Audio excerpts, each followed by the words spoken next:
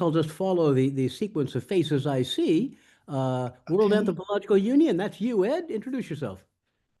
Where are you? Okay. I'm Ed Lebo in Washington, D.C., and working currently as a special assistant to the steering committee. I'm Gordon Matthews. I'm currently chair of WCAA, but my term is coming to an end, I think, next month. And so we'll be moving on to Clara, who's now the deputy chair and will be taking my place shortly. Okay, Jaime Sadas? It's Jamie. Jamie, I'm sorry. Jamie. Sorry about that. Jamie Saras. I am the executive chair of the Anthropology Association of Ireland. I am currently in Maynooth, Ireland, just outside of Dublin. Yes, I thought you were Latin American from the name. Sorry about that. Yeah. Okay. Leonardo. Hello, everyone. I'm Leonardo Schioquet. I am the current delegate of CASA, CHASA, SASA, however people pronounce it here, the Czech Academy, the Czech Society for Social Anthropology. I'm not the chair, I'm not the president, I'm just the delegate to the WCAA. Great. Bella? Me, Bella. Yes. Yes, Bella. I'm Bella Feldman Bianco. I am an elected member for the WCA screening committee, and my mandate is also coming to an end. Yeah, great. Dorothy? Hi, I'm Dorothy Zinn. I'm representing the Italian National Association, SIAC. I'm also just a delegate, not an officer of the association in terms of president or chair or whatever. And it's lovely to be here and see you all. Nobody needs to say just a delegate. Delegates are the life of the association, but still, yeah. James. Hi, everybody. I'm James Sun. I'm representing Chinese Anthropological Society.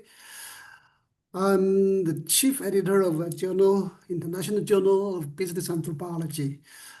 And also right now I'm teach at University of Sanya in China. Yeah, thank you. Yeah. Christiana? Hey, I'm Cristiana from Lisbon. I am currently the president of the Portuguese Anthropological Association, also in the end of my mandate. Thank you. Yeah. Francesca? Right, I'm Francesca Deklic. I have been elected member here in WCAA OC for 4 years, and my mandate is almost about to end. I was supported in this task, but they presented by the Italian Association SIAC, and here I am in the meeting. Thank you. And Leah, you're the organizer of tonight's session, but introduce yourself for now, if you could. Thank you, Gordon. Bella and I, we are both organizing today's meeting. I am Leah Ferrero. I am from Argentina. I was also elected 4 years ago for the WCAA OC, and my mandate is coming to an end, just as Gordon's, Francesca's, and Bella's. Sylvia? Hi, good morning. I'm Sylvia Hirsch from Argentina and delegate, not a chair, of the Argentine Colegio de Graduados en Antropología. Great. Michelle? Yes, Michelle Bouchard from Canada. I'll be frantically taking notes in the minutes. Although we are also recording this, Ed turned on the recording, so your minutes are greatly important, but we will have a transcript that will go onto the website. So yes. Yeah. Okay. Important. Yeah. Clara? Okay. Hi, everyone. I'm Clara Saraiva from Lisbon, Portugal. I am a former president of the Portuguese Anthropological Association. Then afterwards followed by my colleague Cristiana Barros, who just spoke. I'm also I've been in the WCA OC organizing committee for, I don't know, 8 years, I think, because I was elected first as delegate, and then I was elected 2 years ago as deputy chair. So I will become now in the beginning of October the chair of WCAA.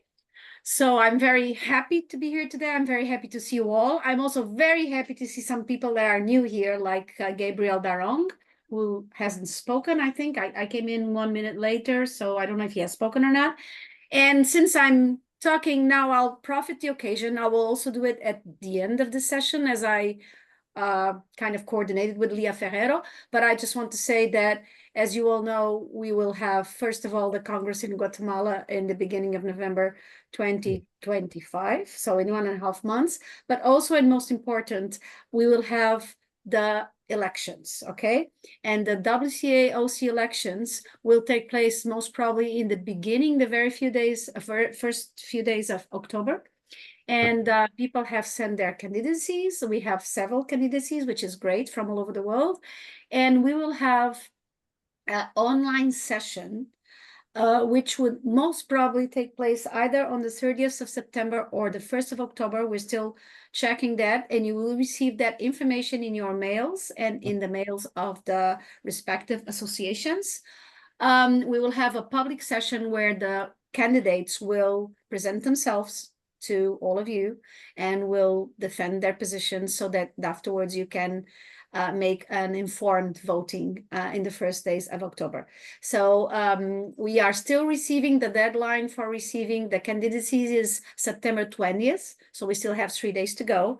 In the beginning, we had set the date of September 1st, but then we realized a lot of people all over the world, especially in the Western area of the world, were in holidays during August, so we postponed it till the 20th of September. So we will be very happy to see you all, and anyone that wants to come to the public session, we will send a Zoom link for this public presentation of all the candidates that will eventually, potentially, become part of the OC. And thank you very much for you all for being here. And people have to vote, don't Clara? Sorry? People have to vote. Yeah. Yes, that's what I said. I said the voting will take place in the first few days of October. It will be, information will be sent and the voting will be online as always, but it will be open. The ballot will be open for like 3 or 4 days so that people have time to vote. Okay. This is what we've done in the past 2 elections, when Carmen Real was elected and then when Gordon Matthews was elected. Okay. Okay, that's great. And thanks for the information, Clara. That's highly important. But back to the introductions, Henyo. Well, I hope you hear me well. Enio Barreto. I'm from the Department of Anthropology, University of Brasília, and currently the Vice President of the Brazilian Association of Anthropologists. Nice to meet you all. Nice to meet you. Yeah. Helen. Helen may be here in spirit if I don't see your face. Okay. Gabriel. I know I am here. Sorry. Ever since I updated my phone, it's kind of like my camera seems to have disappeared. So I'm sorry that I'm not visible. So Helen MacDonald at the University of Cape Town, former ASNA president and treasurer, and currently the WCAA treasurer, but that's coming to an end. So I think that's it. Yes. Gabriel. Hi everyone, I am Gabriel Darong. I'm from the Department of Anthropology at Rhodes University here in Grahamstown, South Africa. And I'm the current president of Anthropology Southern Africa and the delegate to the WCAA. Good to be here. And you are also a candidate to be in our OC, which is really good. Yes, I've put myself up to be considered. Thank you so much, Clara. Great. Olga.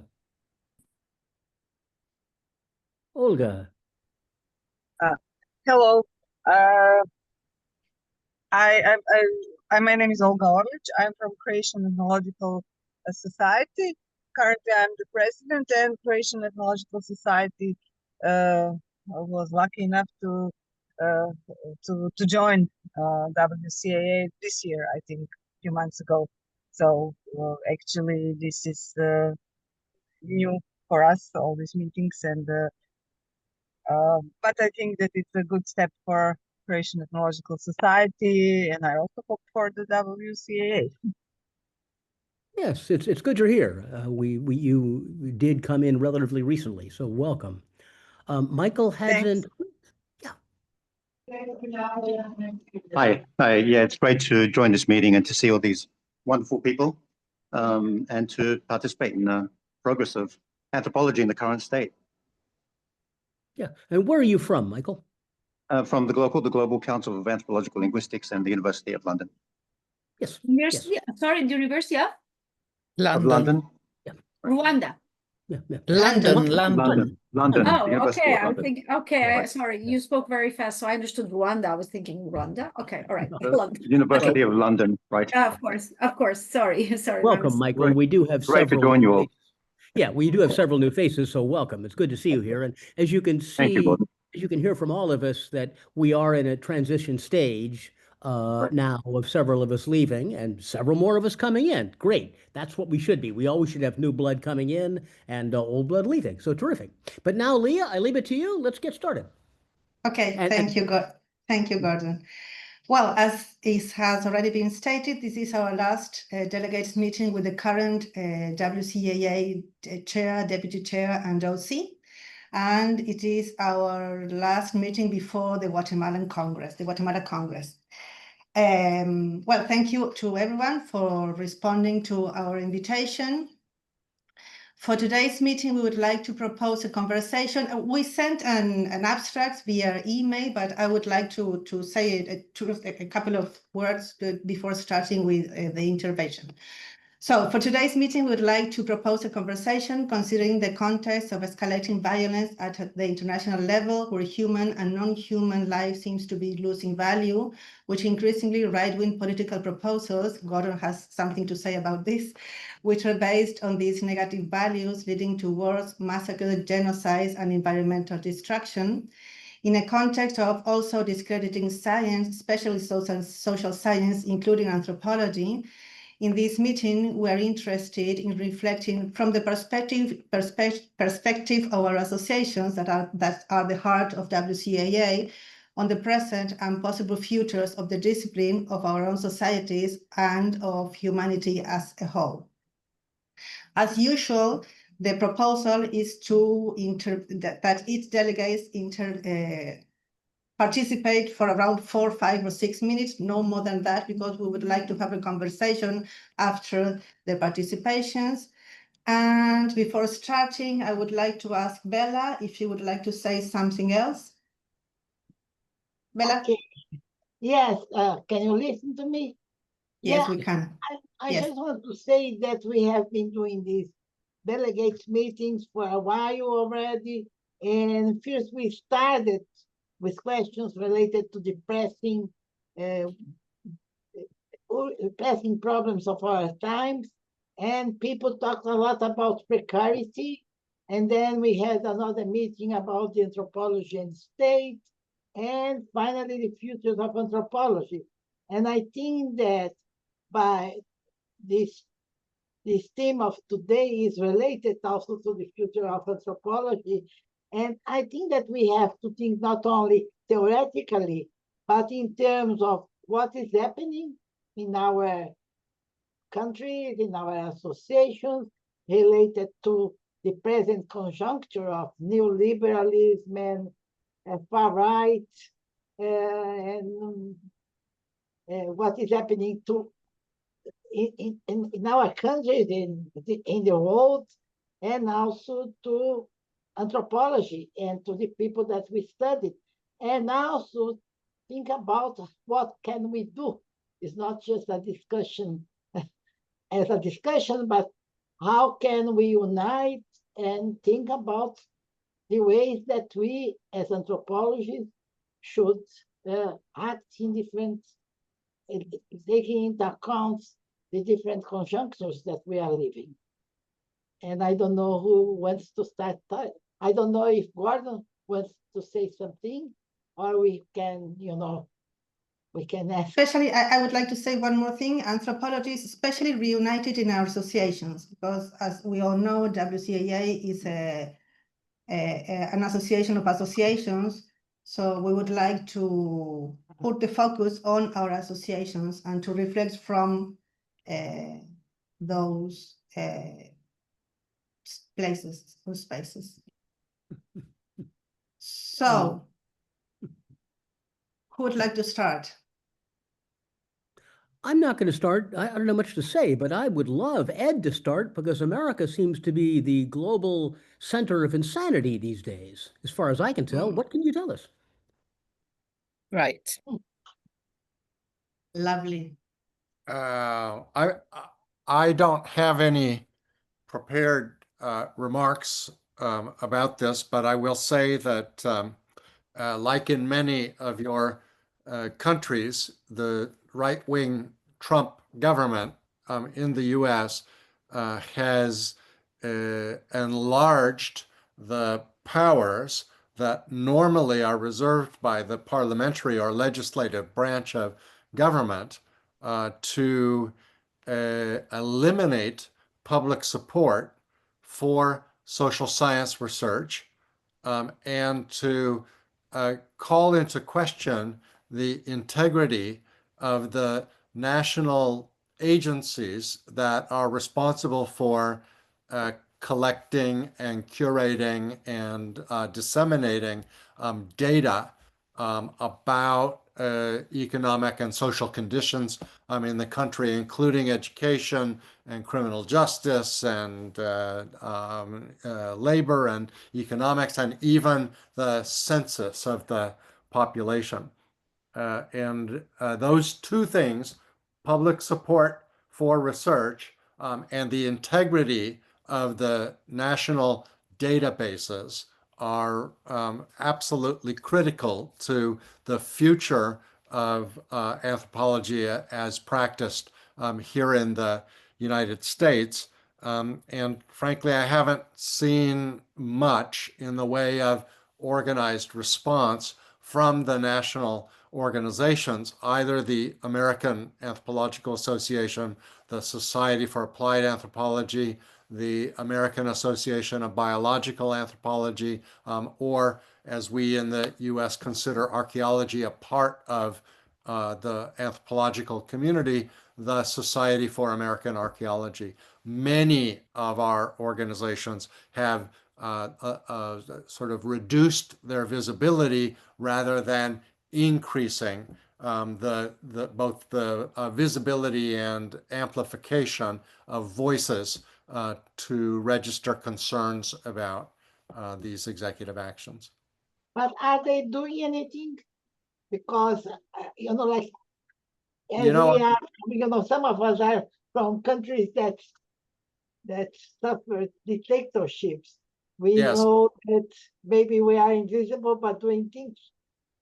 Well, I don't know how carefully you follow news about the U.S. and Trump administration, but one of his direct targets has been universities. And he has not been targeting all universities everywhere. He has specifically been targeting universities that have a very high research profile.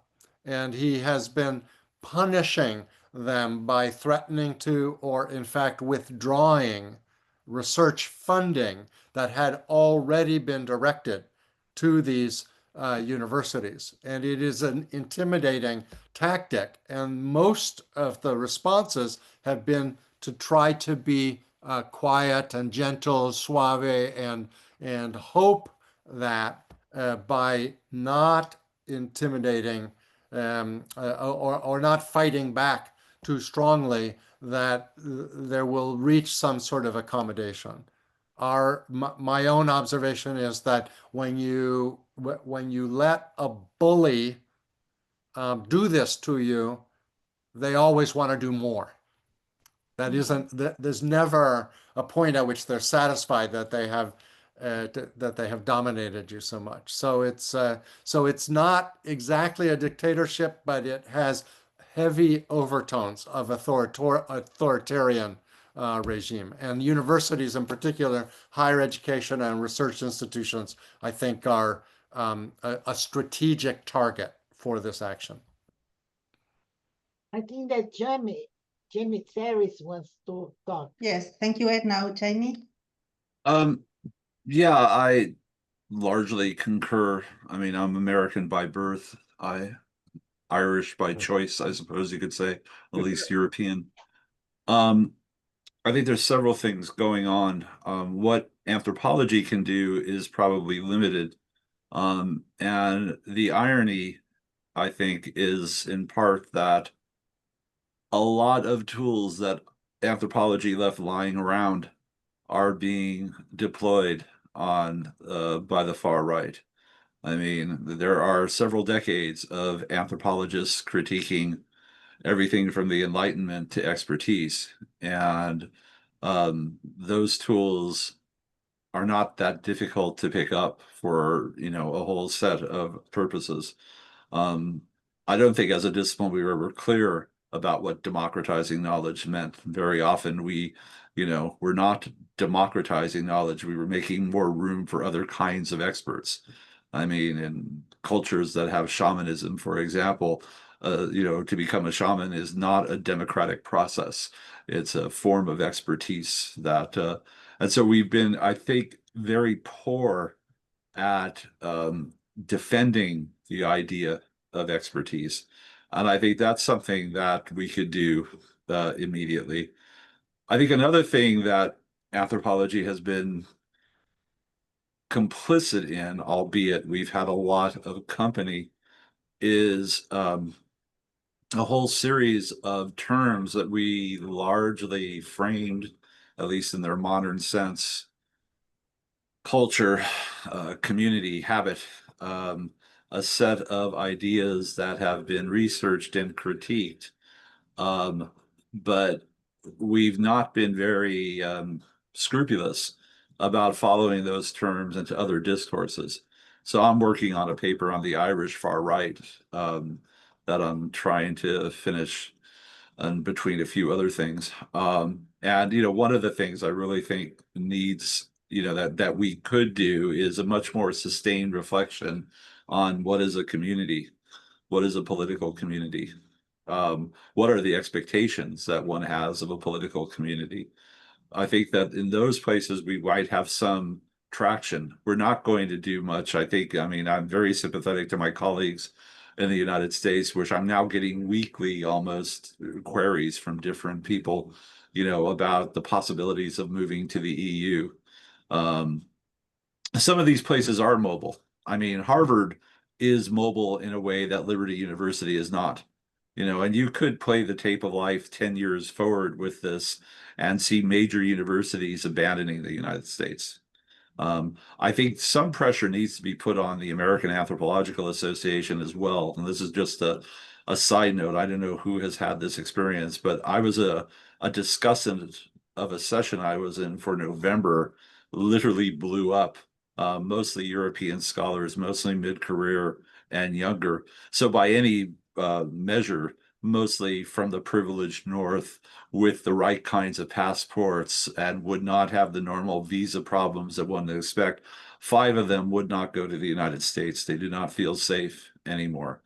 So I think the American Anthropological Association is going to have to make a choice over the next few years. You know, does it hold, if it holds its sessions in the United States, it's going to become the provincial Association of American Anthropologists. And if it, you know, if it doesn't, then it, you know, it's going to be leaning heavily on, you know, neighbors to the north in Canada, which, you know, is sort of every 4 or 5 years now, and is probably going to have to be more consistent. But I think that this is a big tectonic movement, and I think it's important not to overemphasize what the discipline can do, but I think there are some very specific things that anthropologists can do about cross-cultural, intercultural communications, ideas of communication, or community rather, ideas of culture, ideas of expertise in particular, that I think we've been extremely poor at articulating even to ourselves. So it's not a terrible surprise when, you know, somebody online says, and it's pure Latour, right? It is absolutely pure Latour when somebody online tells you that scientists have nothing but a personal agenda, a sort of means ends calculus for their a combination of careerism and winning grants to advance their thing. Now, has that person read Latour? Of course they haven't. You know, they probably learned about Latour on street corners. But the point of the matter is that we've left tools lying around that are being used right now in a way that, you know, we're not happy with, but we have not made a particularly principled case why this is the case. I would like very much to have someone replying to this, and I don't know if I can ask Enio to talk about the Brazilian experience and the experience of the Brazilian Association of Anthropology as a response. Maybe before, sorry, Enio, maybe before. Leonardo has his hands up. Okay. Okay, but I was going to ask a question to Jamie first. We're talking about a political community. You were referring to anthropologists as a political community. You are referring to AIA. No, I'm Or referring would you to anthropologists being very unclear about different kinds of communities. What expectations are in the political community that would not necessarily or would be there in other forms of community?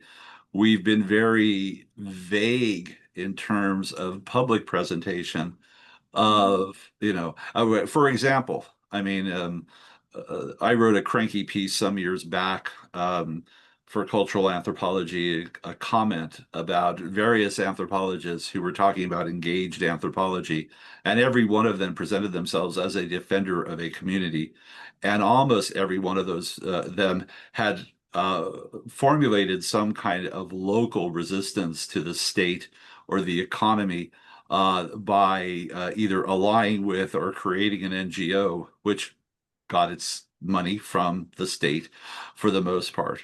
And one of the things that I said in this is we've not really thought through that.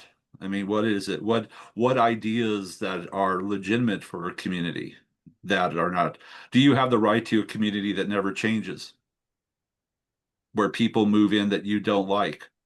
Well, I mean, yeah, a lot of anthropologists have made a case. If it's gentrification, it's bad. If it's migrants moving in, it's something else. And I'm not saying that individual anthropologists haven't written about this with some degree of sophistication, but I think as a discipline as a whole and as a public facing, we've been poor at doing that. And worse, we have left tools around that far less scrupulous individuals have used in ways that if you don't recognize it, I think we're kind of lying to ourselves.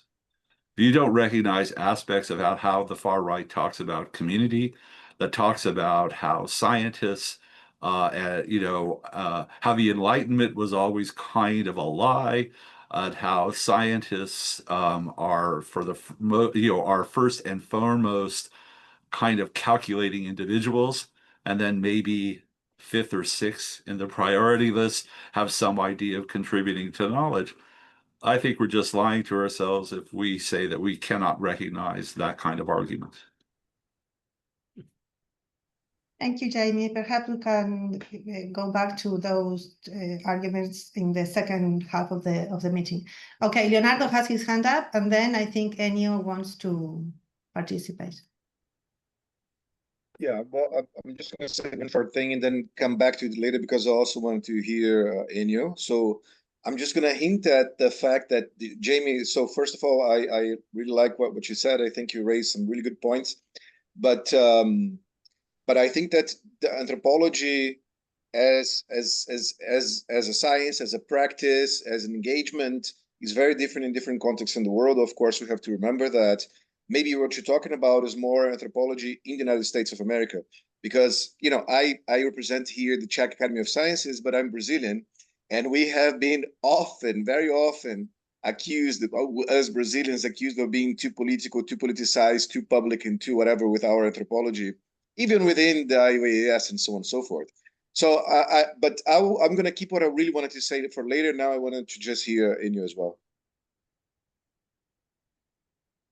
Well, I think when Bella asked me to talk was to talk a little bit about the experience here of the Brazilian Association of Anthropology, and well, because we also had Bolsonaro for 4 years here, and lots of lessons learned in the period of his government. But anyway, I think that what we have done, given the limitations, is that we made a series of public statements, some even in solidarity to our friends in the United States.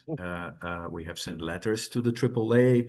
We have made public statements in Portuguese, Spanish, and English to reach broader audiences as relates the situation in the USA, the current situation in the USA. But we also had made public statements here in regard to situations in Brazil, mainly in the beginning of the Bolsonaro period, because we had very, I don't know even how to qualify them, ministers of education who were kinds of, very unqualified people, to say the least.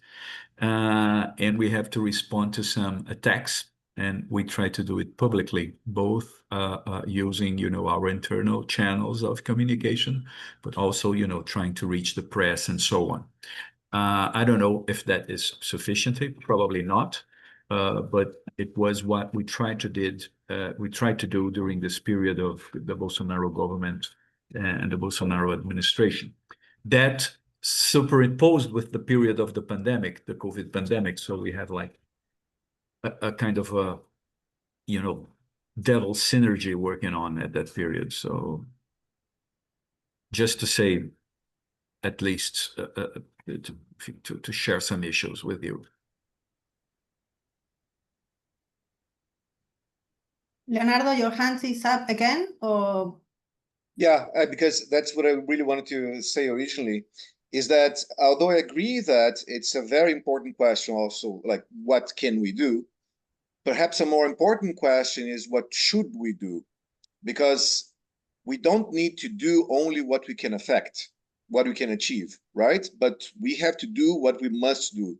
And I think that we are in some troubled times also, in the sense of some kind of, again, entering a kind of epistemological crisis in anthropology, as we lived in the 80s and 90s and so on. I see that Michelle and Gordon are debating this in the chat and so on. But it's a little bit different now, because we have already sort of assumed a sort of consensus and discipline that we have to be positioned. And of course, politics is everywhere, and we have to talk about it, and we have to acknowledge when it happens, and we have to act upon it, and and so on and so forth. Of course, with our informed, so to say, diagnosis, right? But the real question right now is, what can we talk about and what we can't? Because we have been very clearly, able to talk about against Nazism, against slavery, against the genocide in Rwanda, you name it. There's certain things that nobody would question. But certain things like the genocide in Gaza that are happening right now, for example, some of us still feel that we cannot talk about it and that we should remain silent. And suddenly all these ideas about science as something that is apart from politics jump in again. And I find that very problematic. You know why? Because the question is, put yourselves in the time when the Holocaust was happening. Now, what would you have done? Would you have said, it's not our science to say something about it? But this again is repeating now, and we can still say no against the genocide of indigenous peoples in Brazil, no against this and that, but we cannot position ourselves regarding to this. This was something that happened, for example, there was a huge debate on this at the latest WOW meeting in South Africa. There was even a lot of discussion within WCAA, within IOAS, and so on and so forth, and a lot of motions and things did not happen. They were not pushed forward because there were dissidents and people were not happy about it inside, and some kind of consensus. We were trying to build some kind of consensus. But it's exactly like Jamie was saying, that, well, democracy is one thing, but there's also something else, which is, how are we going to deal with this? Are we simply going to not allow us to voice anything until 100% of us agree on something? Or are we going to act differently about these kinds of things? Because the time to act is now. When the Holocaust happened and people were silent, that did not help at all. And then for later people say, well, I was always against the Nazis. that also doesn't help at all. That's very, very self-serving. So we have to make a choice right now on what we're going to be doing. And it's not just about Gaza. We can talk about Sudan. We can talk about Yemen. We can talk about a lot of other things in the world, including what's happening in the United States right now. So that's exactly what I wanted to say before. Thank you. Thank you, Leonardo. If I may say something, I think that as Ennio stated, some of our the associations that are part of WCAA usually create these public statements and publicized public statements. I understood something different from what Jamie said. I thought that his proposal was to think, because one thing is anthropology saying something about what is happening in Gaza, what is happening in anywhere else in the world. And I think that a different thing is to try to think how to make anthropology relevant in this context. And the context is also the genocide in Gaza. So we had this discussion in WCAA, I don't know if a year ago or a year and a half ago, if it was relevant to make a public statement or not. I think that discussion, sometimes that discussion ends with the public statement, and I think that we should reflect more profoundly in how to make anthropology relevant in this context, in this 2025, in this 21st century world. And I think that was the idea to discuss in today's meeting, how to make us as a discipline relevant in a context that sometimes, for example, in Argentina, we have, as maybe you know, we have a president that is is a far-right president, Javier Milei. He's like a particular person. And he's attacking university, and he's attacking the health system, the educational system, university in particular, scientists in particular. And we are, as the people of the nation, we are trying to stop his destruction, going to the streets and making public statements. But besides all that, what role has anthropology, what has anthropology to say about that? That is not just saying the same that every other association or every other group of people can say. We are against the destruction of the public the health system. We're against of the destruction of the educational system. We're against of the destruction. Yes, we are against all of that. But besides that, what else are we doing to be relevant as a discipline? Leonardo, you have your hands on. One more thing, sorry. and then I'm gonna just say one more thing, and then I'm gonna be, of course, silent. But what I wanted to say is that what I was talking about is exactly that. So last year we had this round table on the genocide in Gaza. So I was just helping out this round table to happen, and so on and so forth.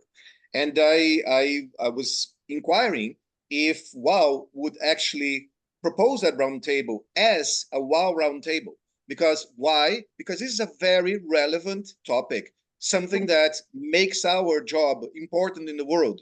We have knowledge about this. We have anthropologists working in Palestine, Israel. We have people knowing what they're talking about. We have the means to create meaningful debate about it, to actually shed light on what's going on and what can we do about it, and so on and so forth. And so that is not just a statement. That is a meaningful discussion, a space for a meaningful discussion that associations like WCAA, WOW, IOES, and so on and so forth should be creating. It turns out that that was not possible at all. No support from IOES, no support from WOW. It had to go, everything had to be routed through the scientific committee, which I understand that everything has to be routed through the scientific committee, certain things, but not everything.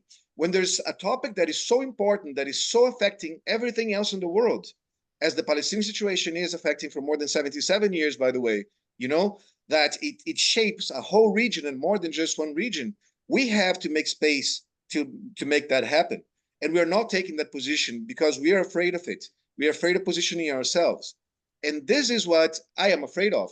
I'm afraid of not doing what we should be doing as anthropologists and not making anthropology as visible as it should be because we're not taking the chances, because we're not taking this responsibility as we should. And here, I'm going to say it again. I know that we do it in Brazil. And for that, we have been very much criticized by certain people inside WCAA and LES. But I would vouch for this at any moment. That's all I have wanted to say. Can I Thank you, reply Bernardo. to, can I reply to? Yes, go on, Bella. Well, I agree with you that today the big issue is really Gaza. Gaza, also it's not by chance that in the United States with Trump, everyone that is in favor of Gaza is arrested, is disappearing, all this thing about foreign students. But, I experienced within, to write a statement about Gaza. The problem is that people have very different opinions. It was really quite difficult to have a statement issued about Gaza because of different opinions, different positionings in terms of Israel, in terms of Palestine, not in terms of Hamas, and this was a reality. We issued a statement, but was not exactly what, in fact, I wanted. Was not, in fact, what people wanted there. And this is part of being an association. And it's part, I think, of being a world association. World association is very difficult. It's quite difficult. My experience here, and I thought, as part of an elected member of WCA, it's very difficult because people have different opinions, represent different things. So, it's much easier maybe to work in a local association than a world association. And I think that we have to confront these difficulties and try to see how we can deal and be, deal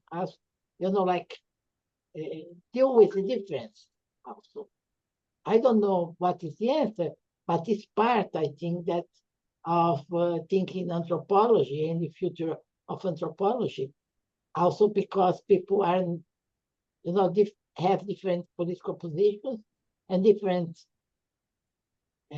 ways of thinking of anthropology. So, and facing different issues. So this is part of thinking the future of anthropology. This is part of thinking the theme of today, because there are people that are for rights also in anthropology. I don't know what is the answer, but I think that we should take into account these different positioning, theoretical, political, and also how we deal with the fact that, people are arrested or people are facing, lack of grants. I don't know, I don't know if Sylvia, you wants to say something, because in Argentina, everyone depends on CONICET, that is the granting agency, and right now, there is some model of the far right that is very similar in different countries. What is Trump's doing is not different from also what Bolsonaro was doing, and the far right and the right is still very strong in Brazil. We are dealing with it right now, and it's not different from what Milei is doing. And we can name other countries that have far right regimes, and it's quite a model. And I think it's very much Steve Bannon's model, and that he had of is against culture, against education, against health, you name it. And it's the destruction of the state from within. So like we are in a difficult situation, and I don't know, like I think that Gordon wants to talk. I don't want to monopolize. I wanted to Yeah, the discussion. maybe we can move forward. Gordon has his hands up, and after that, we would like to listen to maybe Sylvia, Dorothy, James, Francesca, Cristiana, Gabriela, and everyone else. Gordon? Yeah, we can hear you. You have your microphone muted. Right. We do clearly see a crisis worldwide of the far right, no question about it. However, it also needs to be remembered that the dominant world power is going to be China. And China represents, by some estimations, the left rather than the right. So I think what we're against is authoritarianism. Now, James, you will disagree with me, and you're welcome to. We've argued about this before. But that too has to be remembered. In Hong Kong, I have been afraid of being jailed not by anybody in the radical right, but by the authoritarian left. Now, it has not happened, and Hong Kong has dealt relatively well with this. But and Hong Kong looks like a bastion of stability, as does China in the current world, and China will emerge from all of this as the global leader. But that too is a threat. I mean, I believe in liberal democracy, and it is threatened just as much by left-wing communism as represented by authoritarian China as by right-wing authoritarianism as represented by Trump. Now, I think Xi Jinping is a lot smarter than Donald Trump is. I'm much more afraid of Donald Trump in the world, but both of these represent threats. I see anthropology as representing a democratic center, left of center in a very real sense, representing liberal democracy in a very real sense. And it's threatened by both of these authoritarian camps. That would be my own view. Okay, Sylvia? Well, I definitely agree with all, and particularly with Leonardo. And I wanted to mention three things. I think here in Argentina, we are so concerned with everyday life and the concerns and what the policies of Milei is doing that we are forgetting about Gaza. And so people talk about it and it's important, but not sufficiently because it's about everyday life. Today, there's a huge, massive protest of the universities in Argentina, absolutely massive, against the budget. And to me, what that shows is a very interesting sense of community between students, professors, the educational system, also the health system as well. So there's right now, there's very unity or community, we could call it, in terms of going to the streets and protesting. And it has had an effect to a certain degree because Milei's last conference or speech 2 days ago, compared to what he is, was a little bit more moderate. Some political, and it has to do with elections as well. But what I really want to say also is, what is the role of anthropology and what are we doing or what can we do? As anthropologists, I think, is having a much more public presence in saying, well, what are these concepts that, of course, can be used in the wrong way, as you mentioned, but what is our role as anthropologists teaching in our classes and making public what we do, that what we do is useful, especially in this context of this global right that is against the social sciences and all these things that have been mentioned. So I think we have to go a little more public in the types of research we do and what we're teaching in our classes in order for society as a whole, not only the political, the politicians, but society as a whole, not also to criticize and saying, oh, look, all this funding, public funding is going to useless things, which many people think, as the social sciences or even the humanities, but giving a sense of public presence in the media to show, well, this is the kind of research we do and why is this useful? That's all.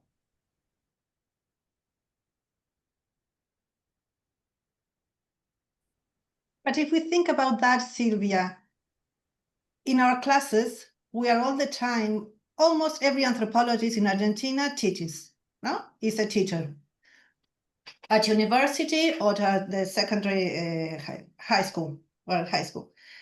So we are every day in touch with the people of the nation, with our students, and we are all the time teaching them what we do in our investigations.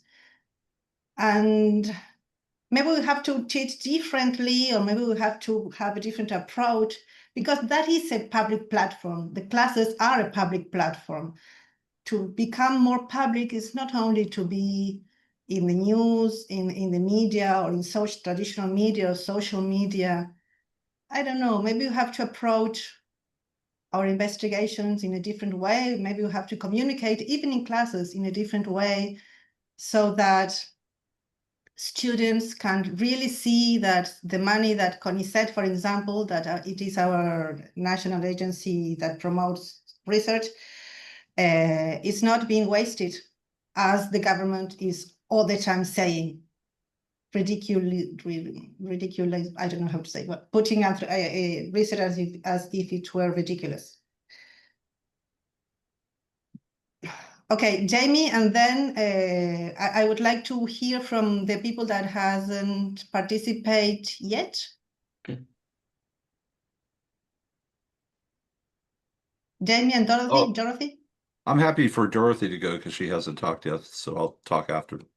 Okay. Yes, thank you. I'm a little quiet because I have a head cold, but I just want to thank everybody because I love these kinds of discussions where we have the perspectives from all over the globe.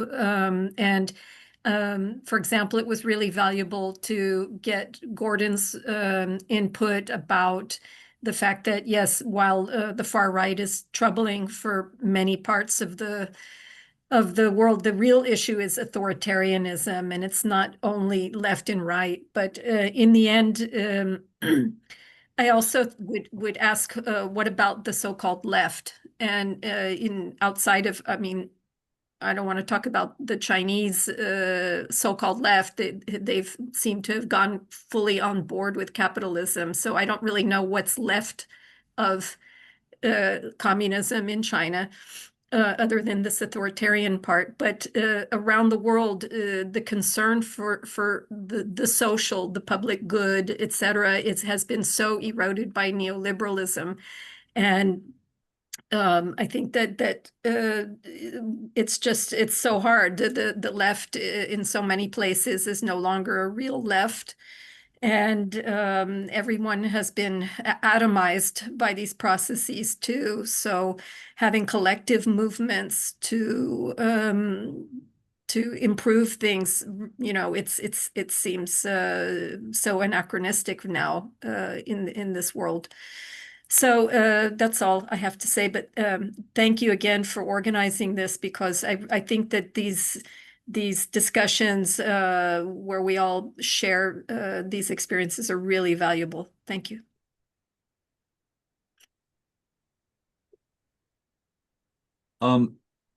I just want to follow up. I don't want to get involved in a discussion about Gaza. I don't know what I can contribute to that.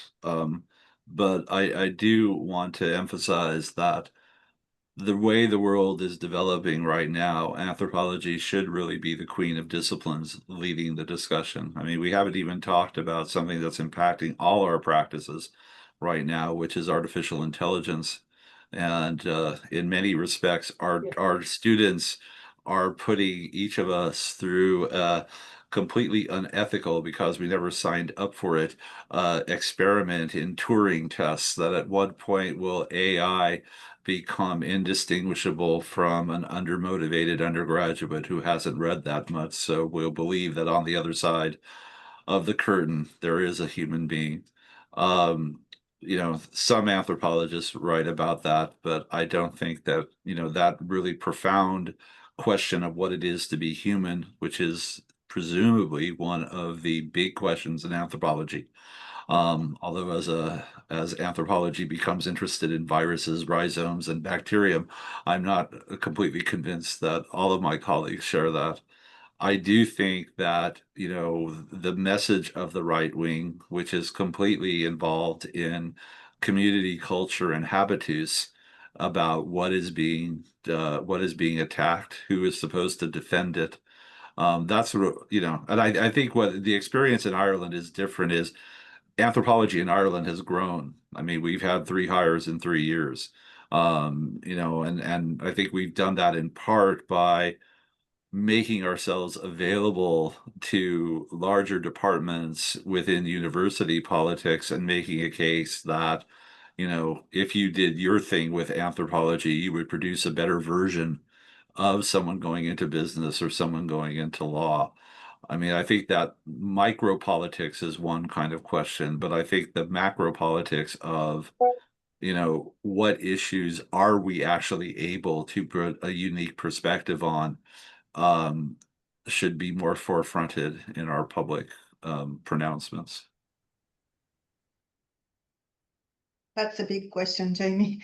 Cristiana, then Francesca, and then Gabriel. Hola. Thank you for this. Hola. I totally agree with what Jamie said, and we are experiencing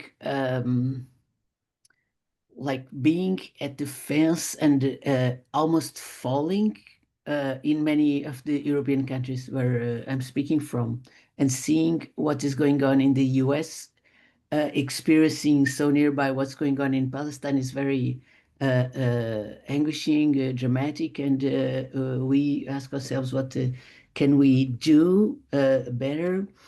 And I think I've been sharing this thought for a while, that at the moment, a strategical alliance with the hard sciences, the sciences in general, is central, at least for some of us. It's not just our knowledge that's being dismissed, it's scientific knowledge in general.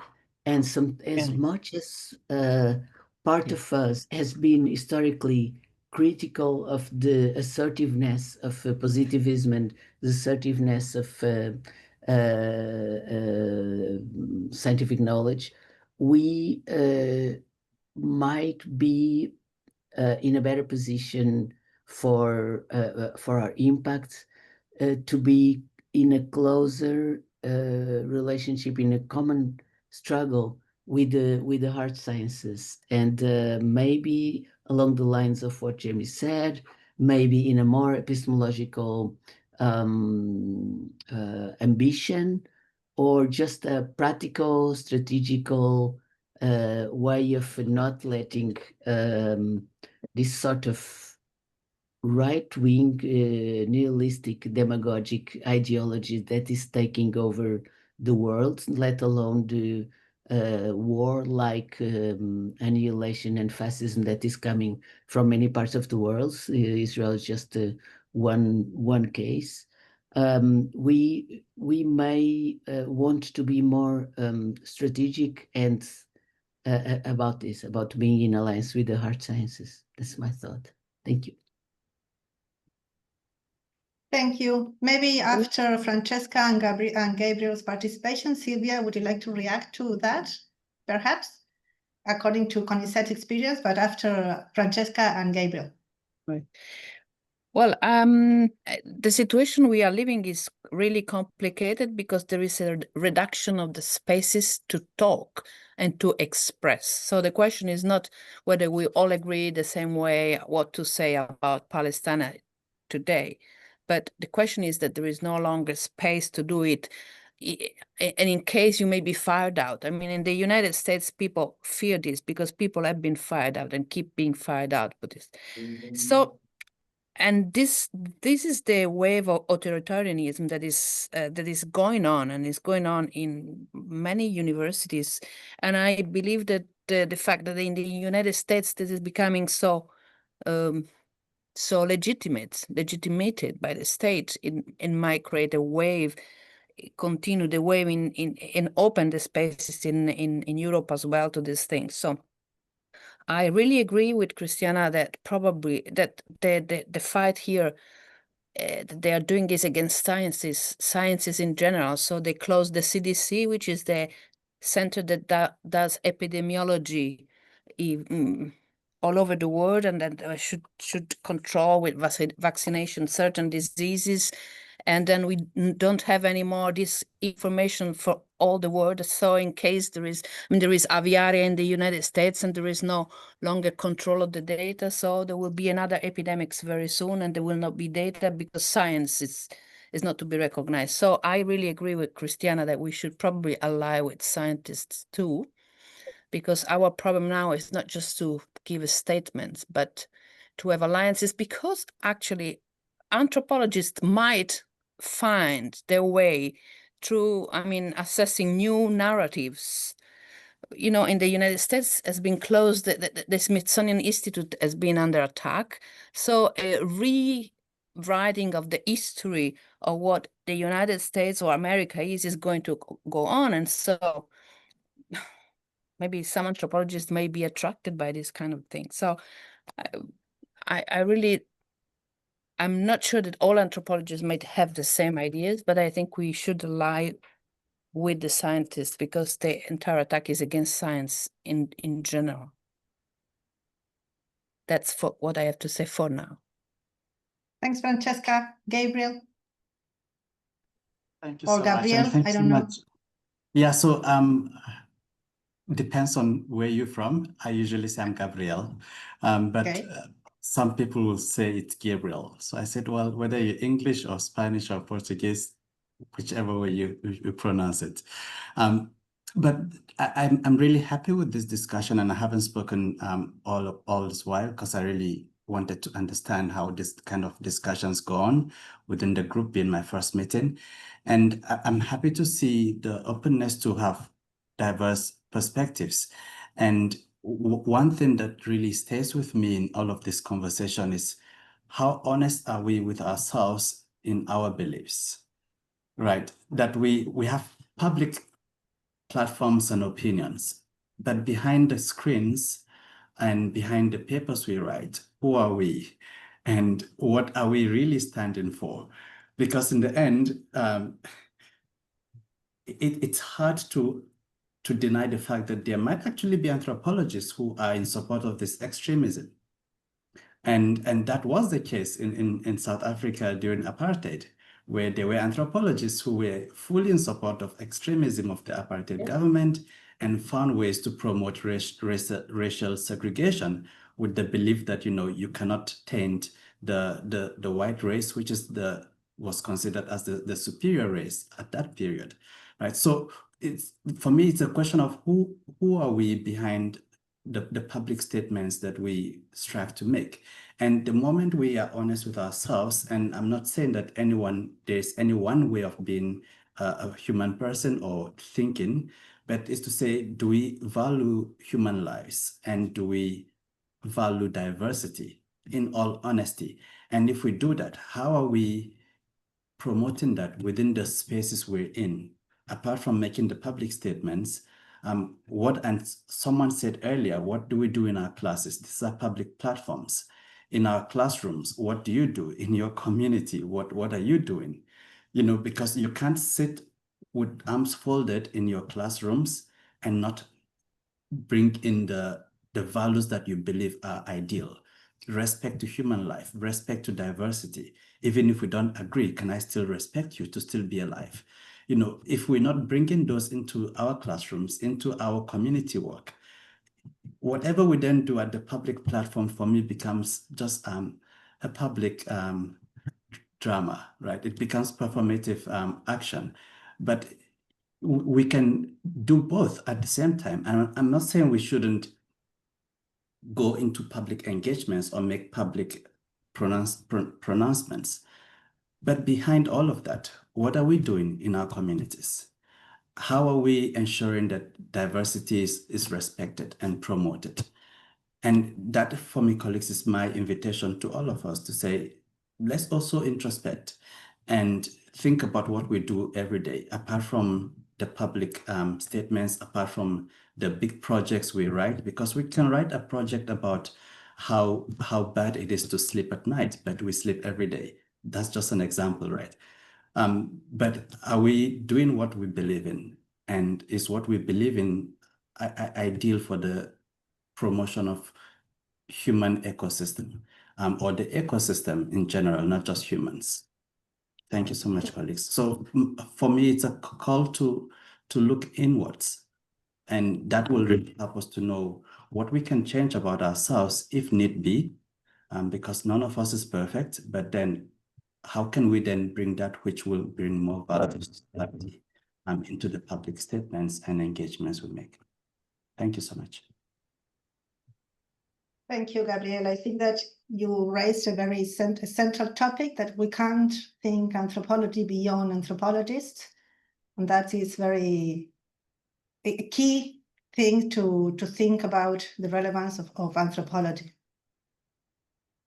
Maybe we have a few people that haven't participated yet. I don't know if you want to say something. Michelle, Michael, Helen, James. Sorry that I am pinpointing you. Clara, yes. If I will see if you. How to say? I'm still thinking about what Gordon says about left and right. It's really difficult right now to distinguish left and right in China. You see, if it's talk about a lot of things the government have been trying to do, you may call it left, because for such as try to eliminate poverty in China, that's pretty much left. But you can still say there are a lot of things you can label it as a right, such as now it's quite difficult. You talk about freedom of speech. It's kind of been challenged in China. So this is what Gordon mentioned about he was afraid to be arrested. Not that so far, but in Chinese case right now, anthropologists in China, they are not too much worried about left or right, but trying to struggle to survive.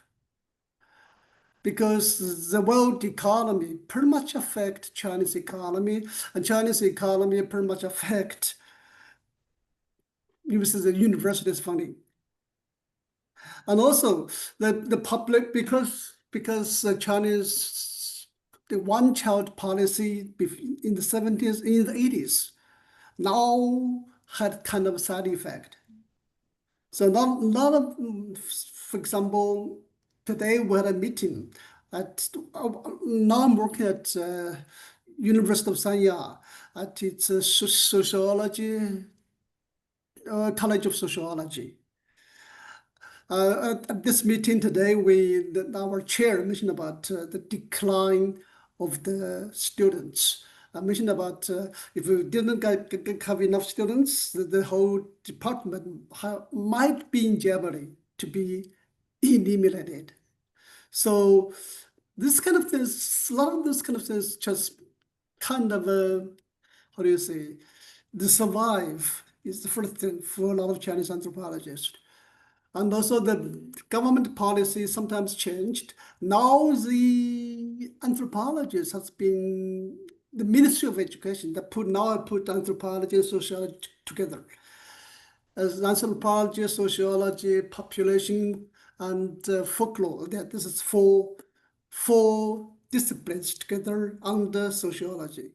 Now ethnology become kind of independent, but ethnology in Chinese case is the study of ethnic groups. So it's another, so much, so it's really difficult to say right or left or whatever. But there are too many things for, to survive as a discipline is the most important right now in facing Chinese anthropology.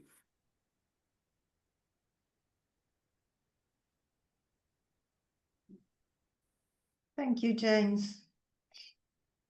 We always have this discussion in WCAA. If we ever talk about far right, then we also talk about far left, and maybe right and left are no longer categories that are useful to have this discussion, but we are still using them just to put a name to things. Maybe we have to come up with new categories so that we can make a common ground for our discussions. Thanks. What about Clara? Yeah, okay. Michelle, Mike, Yeah, Clara? I'll Okay. speak. Okay, first of all, thanks a lot, everyone, for the contributions, and big congratulations to Brazil. I think Brazil gave us a big lesson of democracy by condemning Bolsonaro, which, for instance, the United States was not able to do, as you know. And I think that, well, it has been a long-going discussion in WCA. I think some of you or some of the people who have been in the OC or together with the IOAS executive committee and in other forums as actually webinars, which, as you know, I was organizing since 2020, and then they became WOW webinars. So now I'm organizing them together with our colleague Virginia Dominguez on behalf of IOAS. One of the issues that we've been discussing a lot, especially I think last year, it came a lot to the discussions, was whether associations such as WCAA or WOW could or should be political, in the sense that should we interfere or try to interfere with political options and political scenarios in different countries. And there were different opinions. I think we've discussed that also within the task force that Gordon had created, Values Task Force, where our regretted Thomas Eriksson was part of, and a very important contributor. As you know, unfortunately, Thomas Eriksson passed away a few months ago.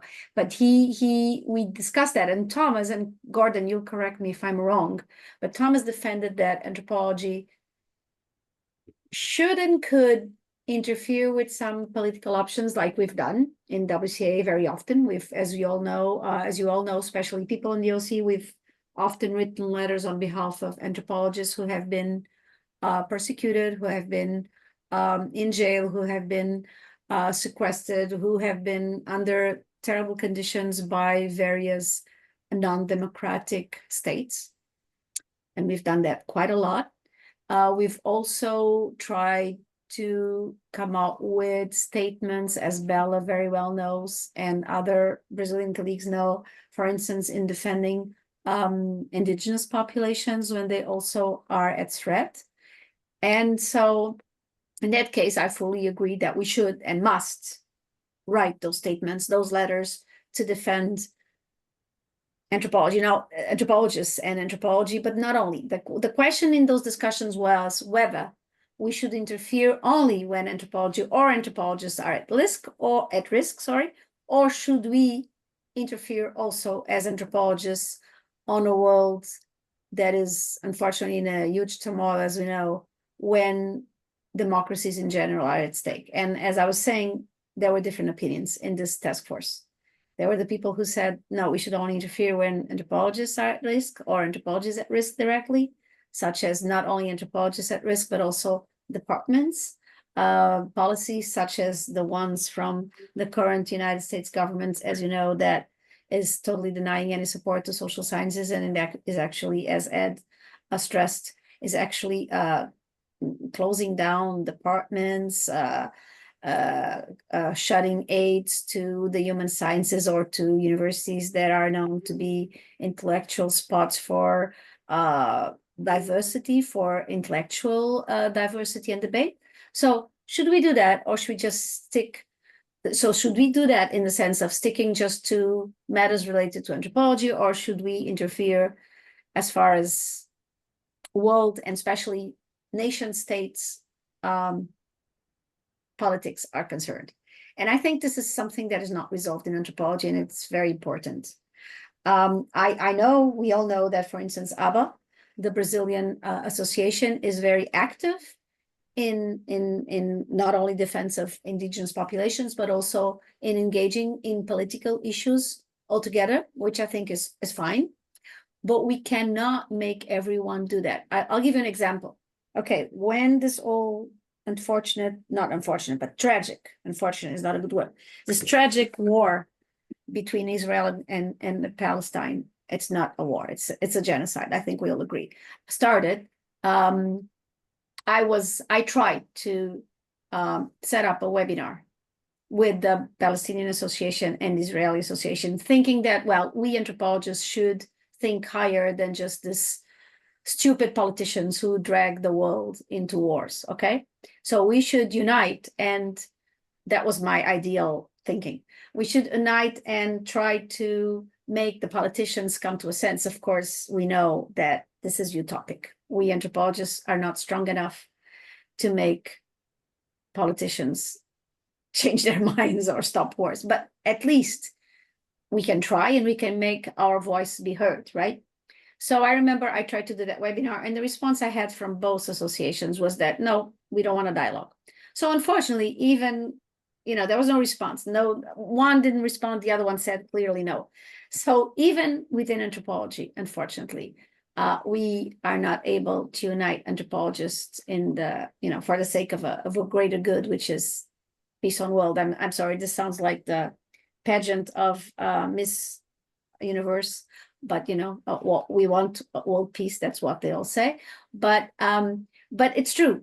It seems that in nowadays world it's literally impossible. So we go back to the first question that I came up with, which is, should we then stay still and just intervene when anthropology and social sciences are at stake?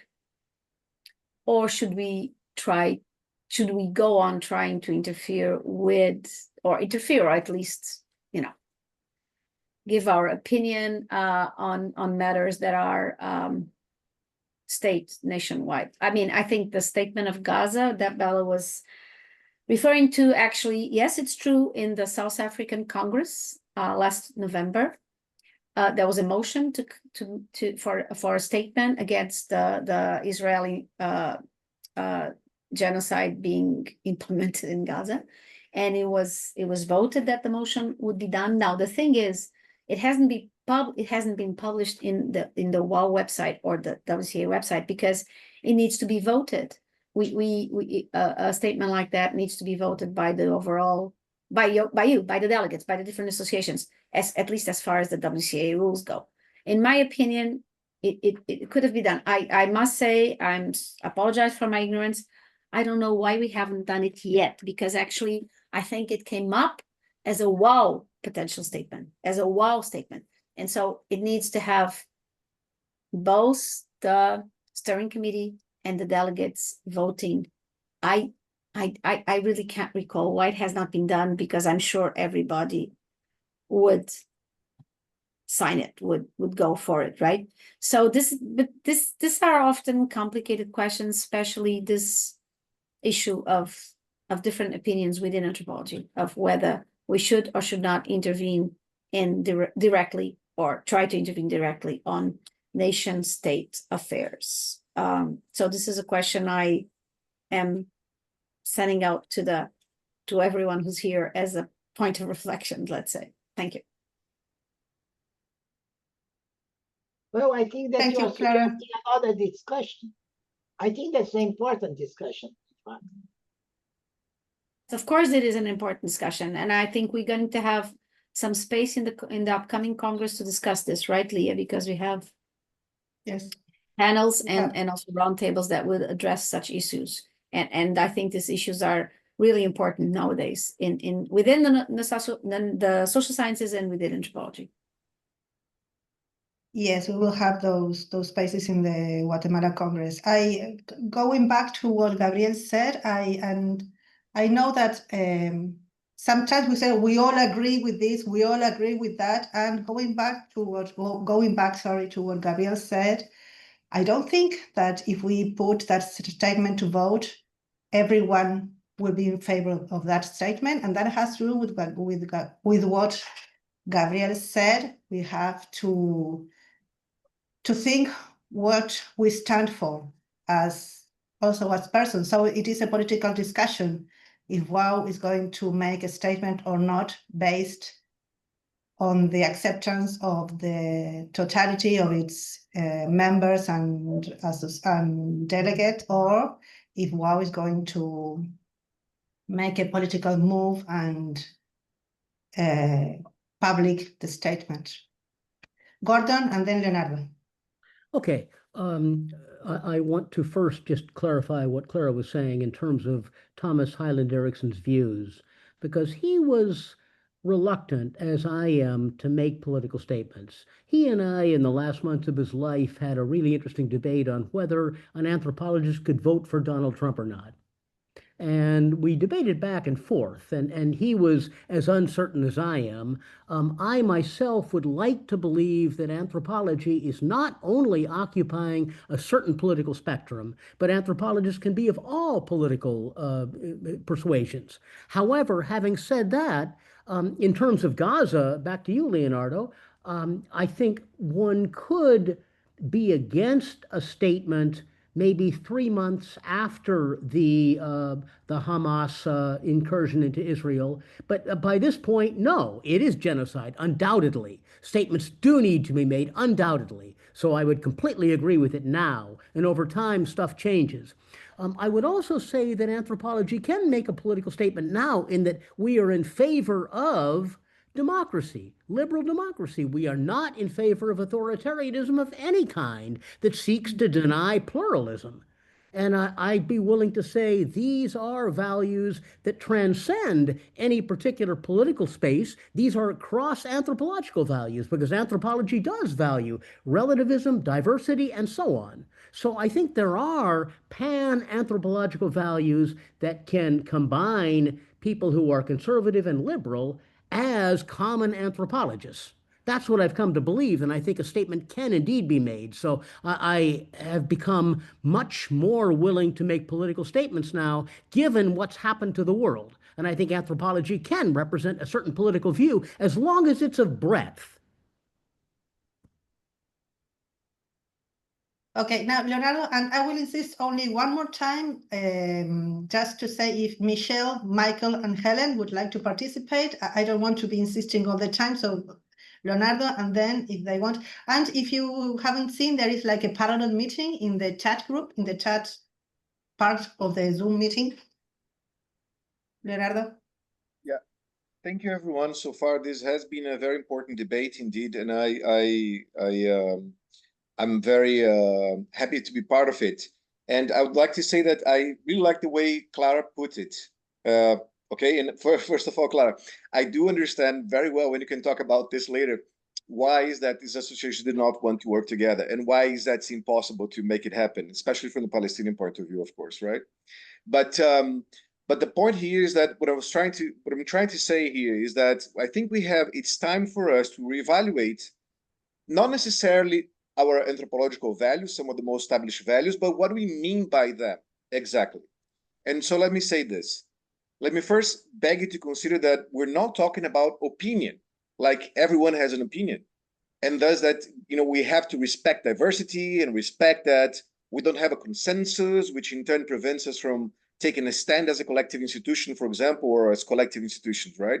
But we're talking about knowledge produced through years of intense fieldwork here, like Christiana mentioned. Okay, that's what we do, right?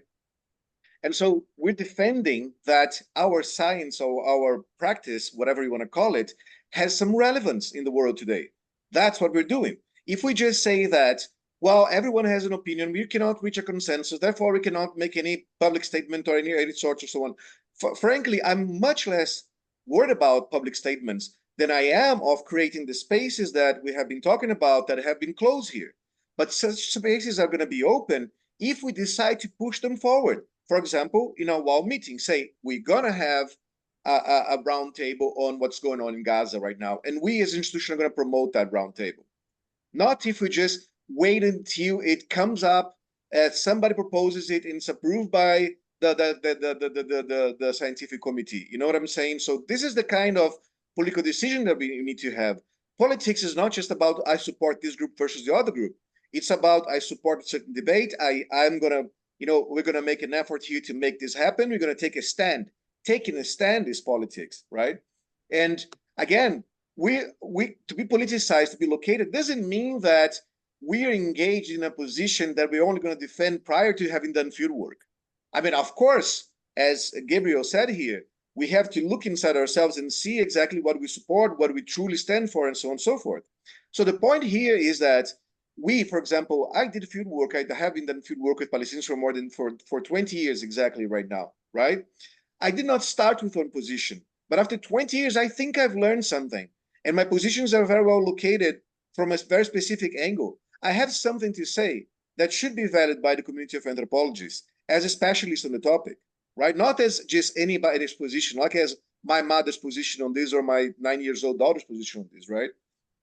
So what I'm trying to say here is that if we just treat diversity as everybody has an opinion, okay, we're demolishing the very principles that we build anthropology on. We just accept the right-wing motto that whatever you say, whatever you academicians say, doesn't matter. We just say different, and trust me, I know what I'm doing. You know, is that really what we stand for? Is that really what we call diversity? Because what I call diversity is something very different, right?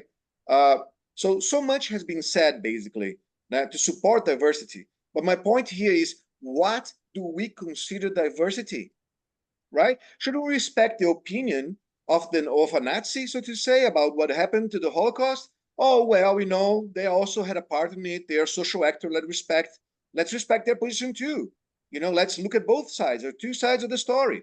But we're never going to do that. If we did, we're insane, right? I think everybody could agree with that at least, you know? And so there's something else going on over here right now, which is we cannot take stands on events that are happening right now because we do that in the name of, so to say, supporting diversity and everybody's positions on it. But is it really what respecting diversity means? When a people is being killed and we say there's two sides of the story, let's hear the two sides. When one, it's not a country that is, you know, now it might not exist as a country. It's a people that might not exist as a people. You know, so which diversity are we supporting here when we say, well, let's just not, we cannot reach a consensus, so let's just not do this. And again, it's not about the statements. Although the statements are important, I think we should still try to make them.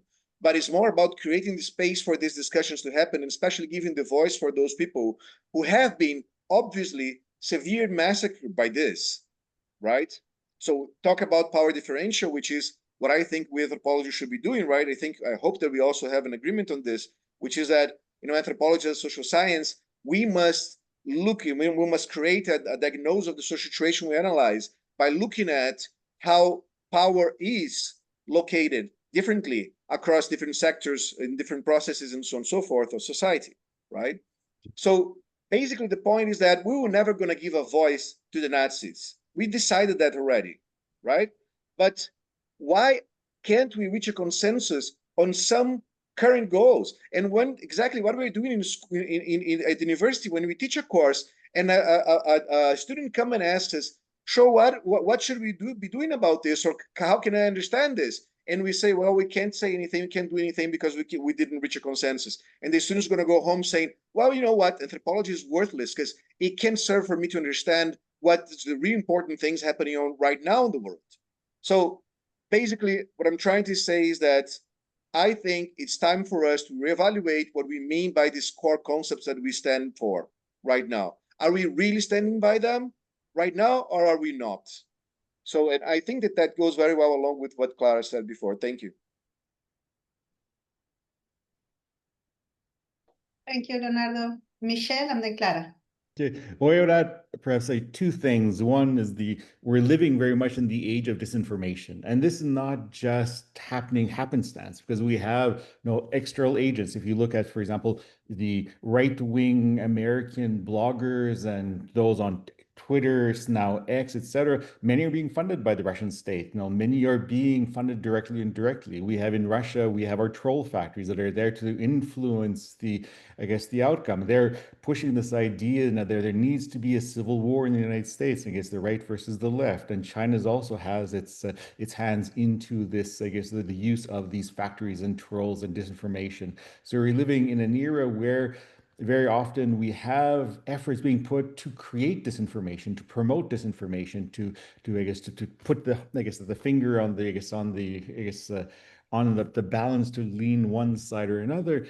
And perhaps it's time to bring back elements of Marxist anthropology as well, because look at the case of Twitter rebranded X after the world's, I guess, well, he no longer, but for the longest time, the world's richest man, Elon Musk, who in many ways has become extreme right wing in the sense he bought X because of his hatred of his, I guess, of his trans daughter, who has his agenda, who increases the voices that he likes, decreases the voices of others. So we have to look at how can we actually make ourselves heard in a world where, sadly, for better or for worse, people are making their minds based on what they see on TikTok, or what they see on social media, or in these extreme groups on Reddit or 4chan and others. So how do we reach out? How do we, in a sense, I guess, cut through all this purposeful disinformation that is being spread out, almost like manure on fields, in a sense where it's hard to actually, for every one piece of truthful information, there are at least hundreds. And it is strategic, in the sense if you throw out so much false information, then people will come to the conclusion that nothing can be believed. So I think we are, I guess, how do we face this world when the goal was to put out so much false information to make people believe in nothing so that they can be more easily manipulated for, I guess, economic or political aims? Mm-hmm.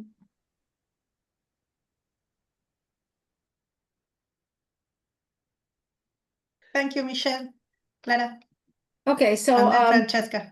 Okay, just responding to both Leo and Gordon, what I was saying, and also now connecting with what Michelle just said. Yes, it's true. We live in this crazy world where you would think that AI and technology would have brought us true, faithful information. It's not the case, as we know.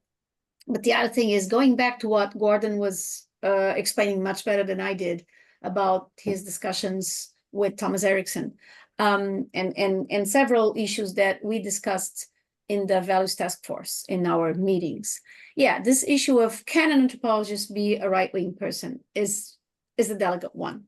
I mean, I think for me, as a citizen of the world and a Portuguese citizen and an anthropologist, as a person, I would say no, because I would say the values of anthropology would not allow people to be extreme right or extreme left, in the sense it's not, I would not use the word extreme. I would use the word dictatorship. Okay, if any political regime relates to any dictatorial type of state, then I'm against it. Okay, because I believe in freedom, and I believe in free rights and free way of thinking and speaking. Okay, so having said that, the problem is still there, and I think, like Leo said before, somebody else, it's an important debate that we need to have within anthropology, because would we accept, or do we accept a fellow anthropologist that is sitting beside us and declares himself or herself to be, I'm an extreme right person? Would we?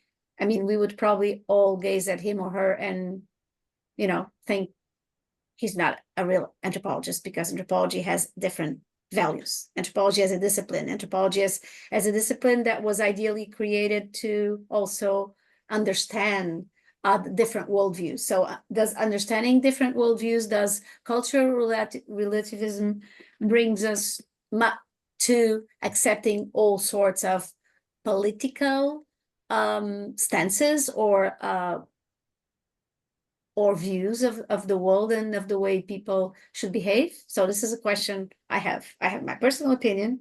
I would not accept somebody from the right wing, but that's probably my bias. So is this correct or not? I think it's something we need to reflect on.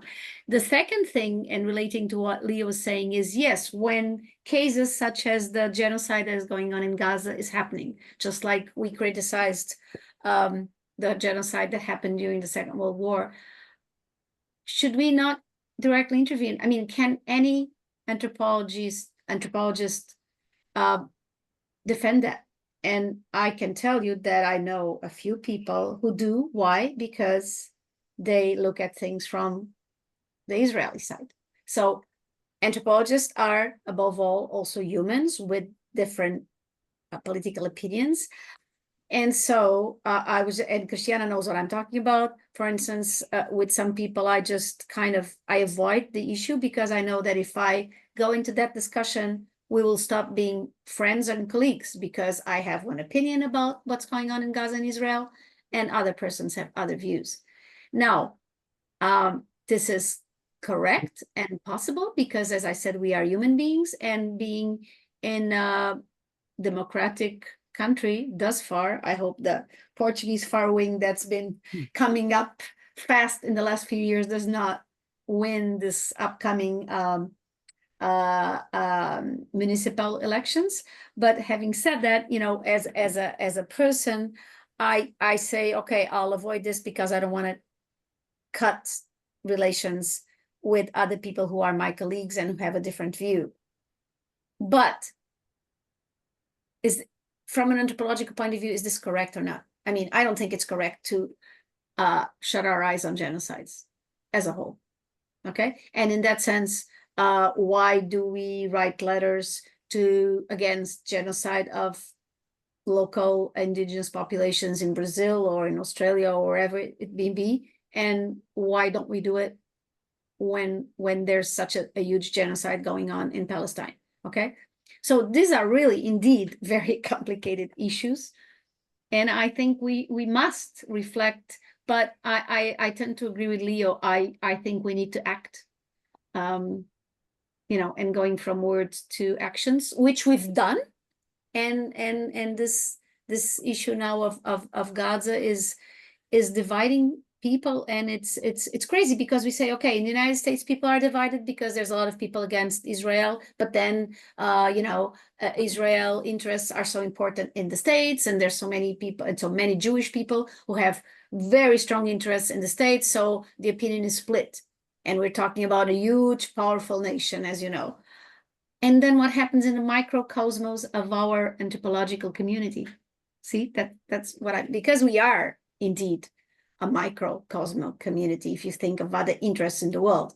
And it's very clear to see that when we see how anthropology and the social sciences have been devoted to basically non-existent or non-significant by ministries of education and states in different nations all over the world. So yeah, it goes back to values, and whether we want certain values to be universal or whether our anthropological relativism should make us need to allow for different perspectives. And just to finish, I think, yes, we have to allow for different perspectives, but there's red lines. There's lines we cannot cross. And those lines are, for instance, genocide. This is what I think. But there are also anthropologists that support genocide. So I think that one thing is what we would like to be anthropology to be, and what we would like anthropologists to stand for. And another thing is what anthropology is and what anthropologists stand for. Yes, so I think Leah, I'm sorry, I said I was not going to say anything else, but just one thing. Just think of anthropology in the 19th century, okay? A colonial anthropology that measured people's heads. Okay, would we nowadays in the 21st century agree with that? No. Okay, so things have changed. Fortunately, but I am talking about the 21st century anthropology and the 21st century anthropologist. Okay. No, I don't want to make it. I don't want to make it a dialogue, Clara. But we both know people that support genocide, and they are anthropologists. They are part of our community, and we have to deal with that. That is what I was. Doesn't matter. Go on, Francesca. Right. I want to say two things. I mean, first, before you were mentioning, should we do different kind of teaching because as anthropologists now with the situation? And I think this is a very important issue, especially with this misinformation that is occurring, or the scarce real information that is, because so that one of our role should be to deconstruct knowledge or to understand how knowledge is constructed. That's something crucial. Because when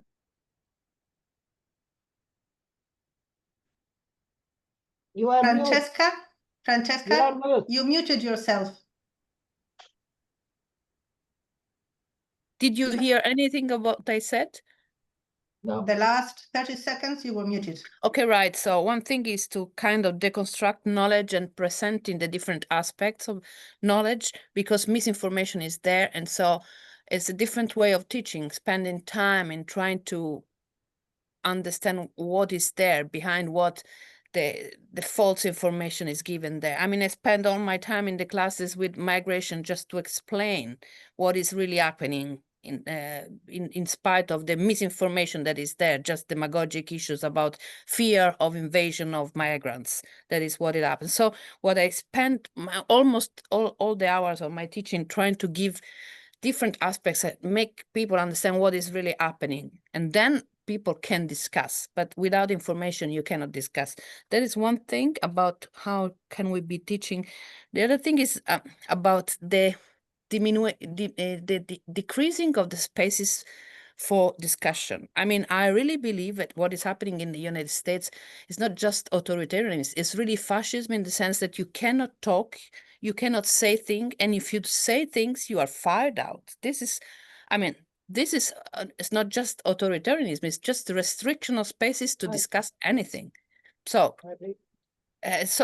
you can call it right, left, you know, whatever you can call it. So that's, but I understood that some of the colleagues in the United States that I just talked the other days, they were not understanding that the spaces are being restricted so fast, and that it's not necessarily that they're going to be reopened again. I mean, I hope so, but once they are restricted, it's not so obvious that spaces will be open again for discussion. So that is one of the things about anthropology. So when we think about right-wing anthropology or left-wing anthropology, the question is that discussion and space for discussion should be available. I mean, at least this is a value that we should, I mean, we should think of something for anthropology to be. That's, you know, the second thing I wanted to say for the time being. Okay. Maybe, sorry, maybe we shouldn't be so afraid of losing our jobs. Maybe we should still keep talking and saying things without being afraid of losing our jobs.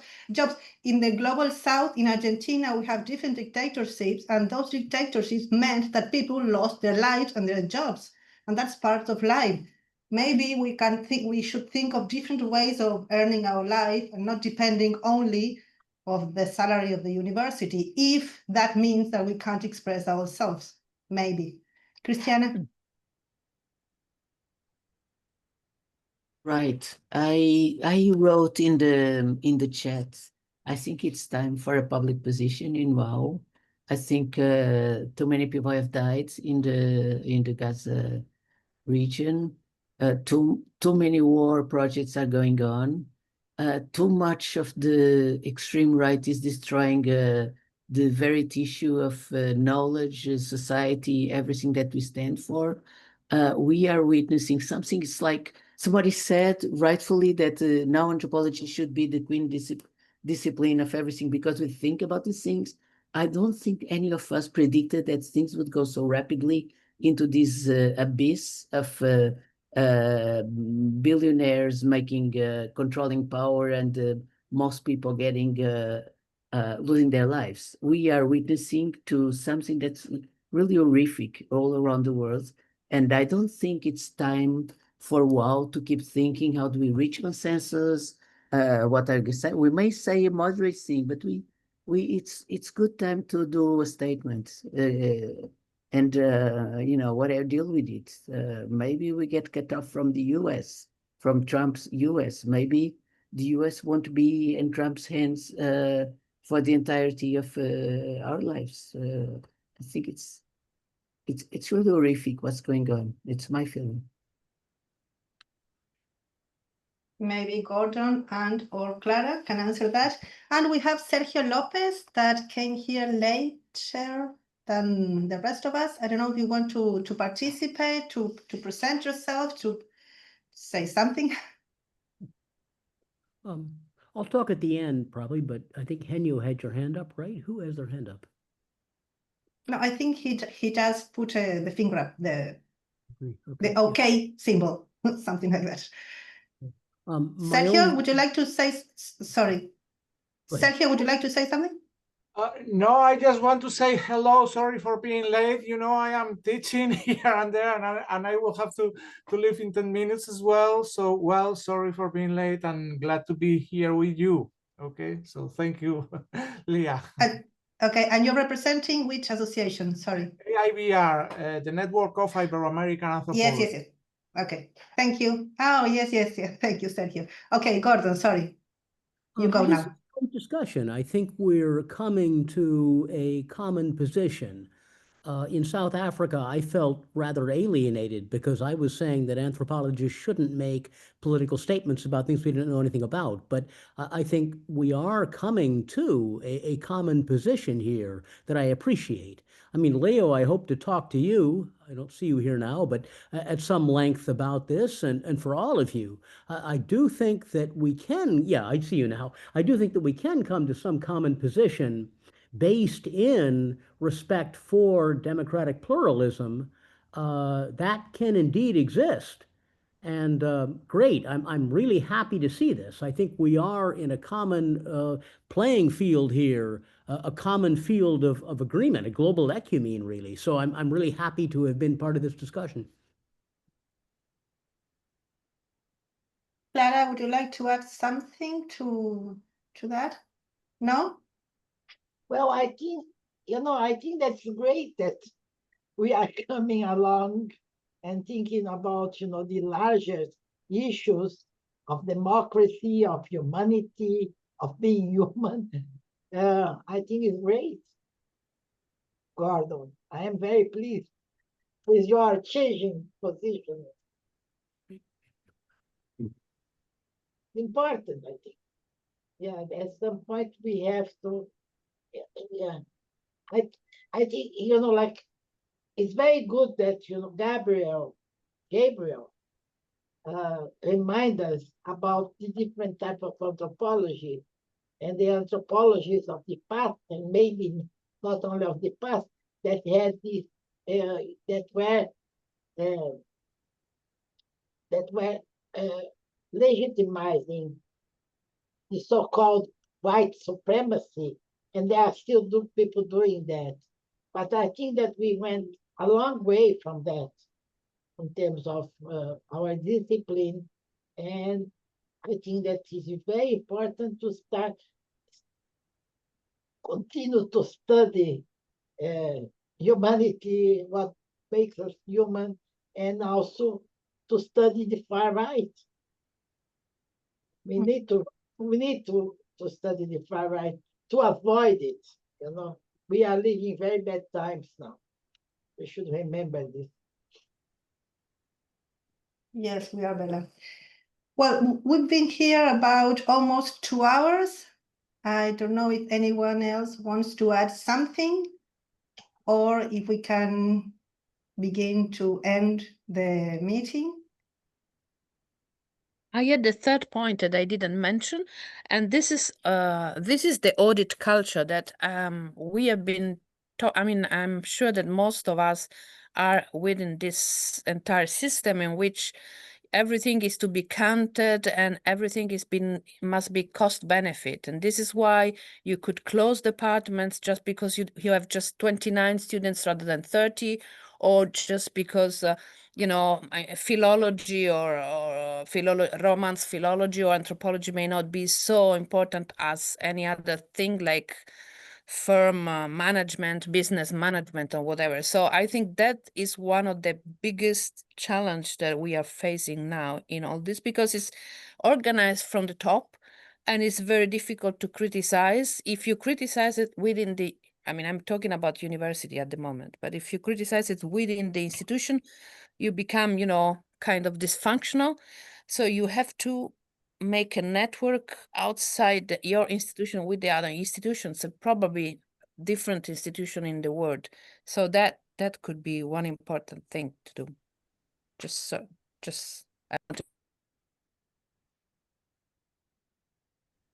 Yes, that is the key aspect of anthropologies these days. Francesca, thank you. Leonardo? Would you like to say something? Perhaps just one last thing.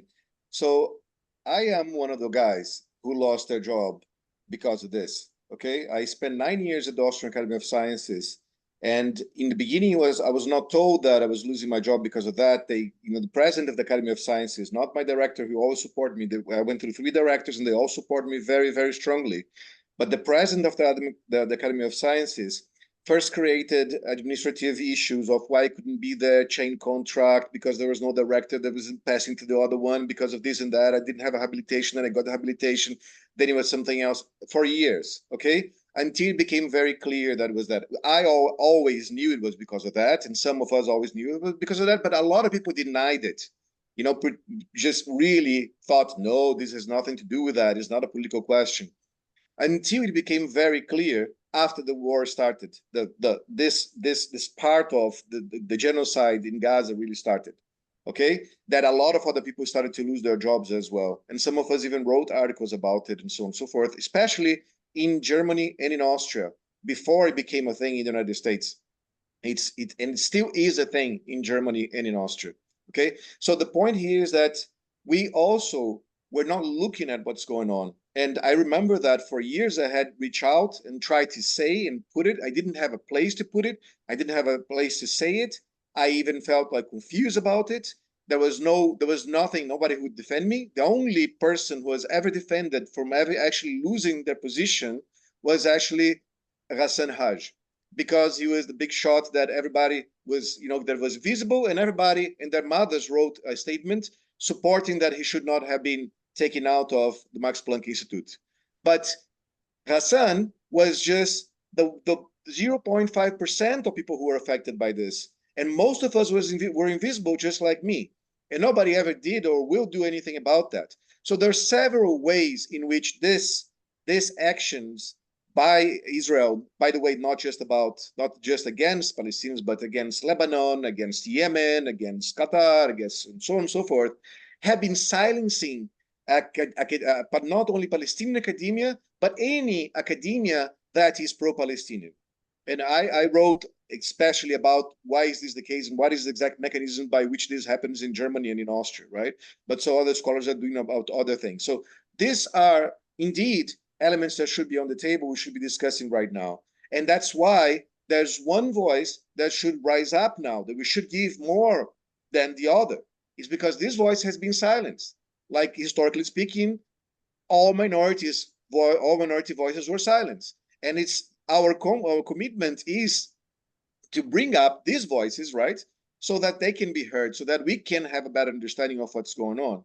And so this is a very, very practical issue that we should do right now. And so that's why, for example, I have been calling for, there's a keynote speech in any academic event that we do. We call a Palestinian woman, especially living in Palestine, if possible, to speak, to be a speaker, and so on and so forth. Now, there are several ways in which also discourse were silenced. For example, I had courses with habilitation. The dean of the University of Vienna could not silence me or a Jewish colleague who put a course together on Palestine. But we were shut down completely, and nobody did anything about that, right? And this has been going on forever, for a long time. So Palestinian voices and voices supporting Palestine have been silenced for a long, long time. And it's enough that now we understand that in the same way that we understand any voices of any other indigenous peoples who have been silenced, or any other thing like that. And again, I said so much about Palestine right now, but I don't mean it to be just about Palestine. It's just that, as I said in the beginning, it's just so visible right now. This is so excruciating to see that the Palestinian case is so visible, and still we can't seem to do anything about it because we don't have a consensus. And that's what we have to move away from, in defense of diversity, not against it.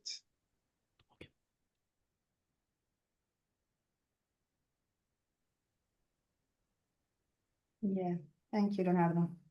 And as you stated, we have to discuss what we mean by diversity, and that is only one of the topics that was discussed today. I don't know if anyone else wants to say something before we sum up the meeting. I will. Okay, Gabriel. Yeah, I just want to really appreciate the conversations we're having here. And one thing that really is coming to me is to say, how wide can we bring these conversations?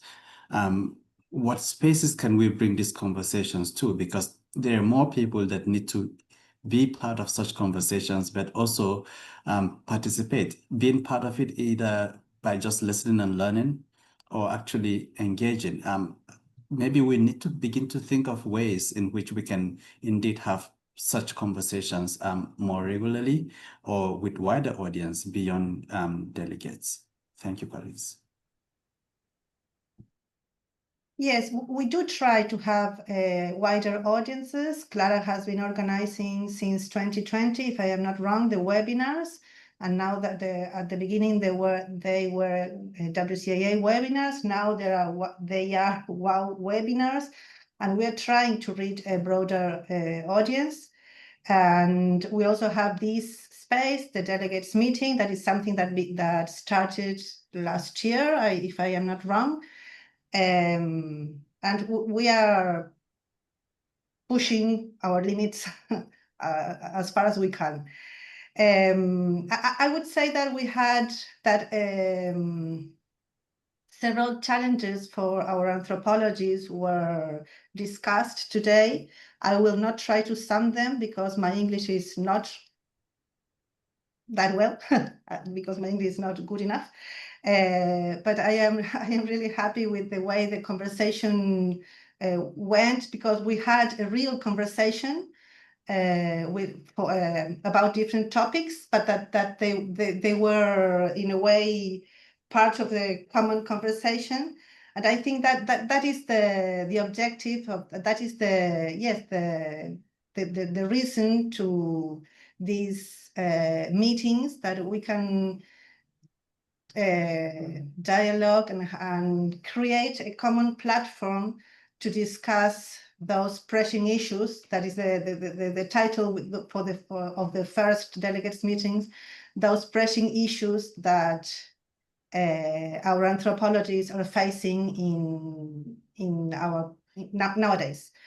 So I will end it up here. I don't know if Bella wants to say something. I think Clara wants to say something about the elections, and yeah, Leah, I said it in the beginning of the meeting, but since some people left and some people came in the middle, I just want to remind everyone that we will have elections for the WCAOC upcoming. The election will be open and will be online in the first few days of October. We'll send an email explaining exactly how you vote, but there will be a public like 2-hour session so that the candidates can present themselves and their program.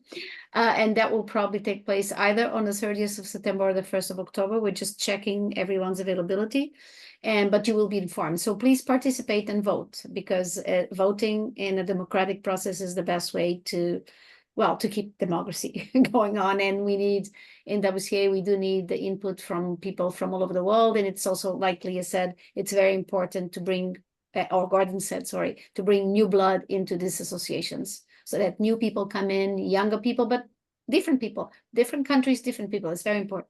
Thank you. Bella, would you like to say something? Not really. I just want to say that it's important here that we, from different associations, try to continue with the discussions, for us not to be, in fact, a council of associations that are active and talking to each other and making things together. I think that this is the purpose of our discussion, to turn it into a real association, not just that some people organize things, but that we can organize things together and think about the problems of our times with humanity. Thank you. Yeah, great meeting. You've changed my views. It's midnight. I've got to sleep. Let's stop. Okay. That's it. Thank you very much to everyone. Maybe we will see some